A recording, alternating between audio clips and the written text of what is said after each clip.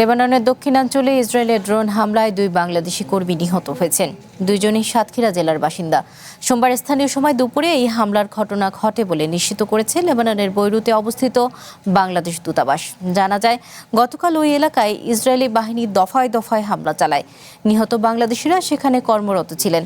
নিহতরা হলেন সাতক্ষীরা সদর উপজেলার ভালুকা চাঁদপুর গ্রামের আফসার আলীর ছেলে শফিকুল ইসলাম ও আশাশুনি উপজেলার কাদাকাটি গ্রামের আব্দুল কাদেরের ছেলে নাহিদুল ইসলাম নাহিদ। তাদের মরদেহ লেবাননের একটি সরকারি হাসপাতালে রাখা হয়েছে। দূতাবাস কর্মকর্তারা জানান, মরদেহ দ্রুত দেশে পাঠানোর প্রক্রিয়া শুরু করতে স্থানীয় কর্তৃপক্ষের সাথে যোগাযোগ করা হচ্ছে। এদিকে এমন মর্মান্তিক মৃত্যুতে শোকের ছায়া নেমে এসেছে নিহতদের পরিবারে।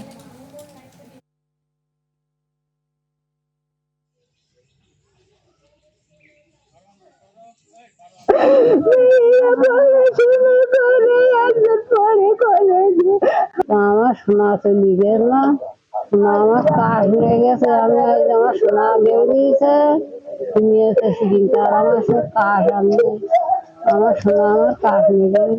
সাথে আমার কথা বললাম, তো বললো সময় লাগবে, অনেকে মারা গেছে, বিমান বন্ধ নাকি, হয়তো 1 মাসও লাগতে পারে, 15 দিনও লাগতে পারে। আমরা চেষ্টা চালাতেছি, আমরা কাগজপত্র সব জমা দিয়েছি। এখন একরিক ভাবে বলতে পারবো না কতদিন কি লাগবে না লাগবে। লাইফে কখন কি হয় গ্যারান্টি আছে? তাই ইন্স্যুরেন্স করুন সিটি ব্যাংকে, কারণ ইন্স্যুরেন্স করলে সিটিতে সুরক্ষা পাবেন নিশ্চিন্তে। লেবাননে ইসরায়েলি হামলায় যে কর্মীরা মারা গিয়েছেন তাদের বিষয়ে সাতক্ষীরা থেকে সরাসরি যোগ দিচ্ছেন বলতে নাজমুল শাহাদাত।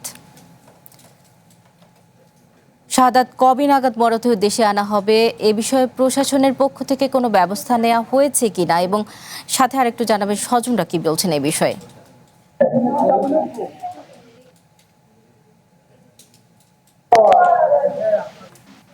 আমি এই মুহূর্তে দাঁড়িয়ে আছি সাতক্ষীরার আশাশুনি উপজেলার নিহত যে প্রবাসী আছে নাহিদুল ইসলামের বাড়িতে। আমার পেছনেই আসলে দেখতে পাচ্ছেন, এখানে কিন্তু তার মৃত্যুর সংবাদ গতকালকে যখন আসলে তার গ্রামের বাসাতে এসে পড়ছে, তারপর থেকে তার বাসার যে সমস্ত আত্মীয় স্বজনরা আছে তারা কিন্তু এখানে ভিড় করছে।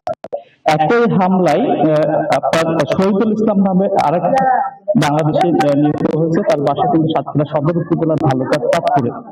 এই দুইজন মাত্র 2 মাস আগে জীবিকার তাগিদে লেবাননে পাড়ি জমান বলে আমরা তাদের পরিবারের মাধ্যমে জেনেছি।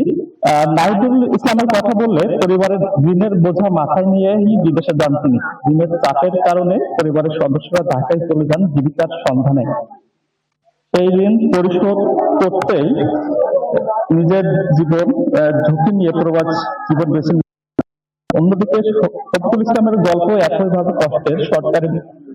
সরকারের দেয়া বাসায় বসবাস করতেন তিনি। পরবর্তীতে বিভিন্ন এনজিও এবং মানুষের সহযোগিতায় তিনি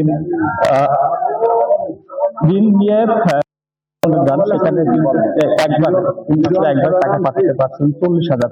তারপরে কিন্তু তিনিও মারা যান। বর্তমানে সেই পরিবারটিও খুব শোকাবহ একটা অবস্থার ভিতরে আছে। আমাদের আসলে এখানে নাহিদের চাচারা আছেন, নাহিদের বাবা বাগরুদ্ধ অবস্থায় আছে, তিনি স্বাভাবিকভাবে কথা বলতে পারতেছে না। আমরা সেটা চাচার সাথে আসলে কথা বলবো, আর আসলে তিনি আমাদের সাথে কথা বলবেন। আসলে আপনার কখন নাগাদ আমি কালকে আছে, আমি নাইজের কাকা।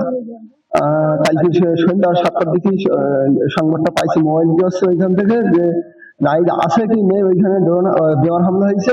এখন হাসপাতালে আমি যাচ্ছি, গিয়ে আছে দেখতেছি মারা গেছে কিনা। এখন সেখানে গিয়ে দেখে না মারা গেছে। তারপরে জানতে পারলাম, জানার পরে জিজ্ঞাসা করছে, আমি ওর ভাই, আমার ভাইয়েরই বলছি, ভাই আমাদের যা হয়ে গেছে, এখন তো আমার ভাইকে পাবো না। শাহাদাত, ধন্যবাদ।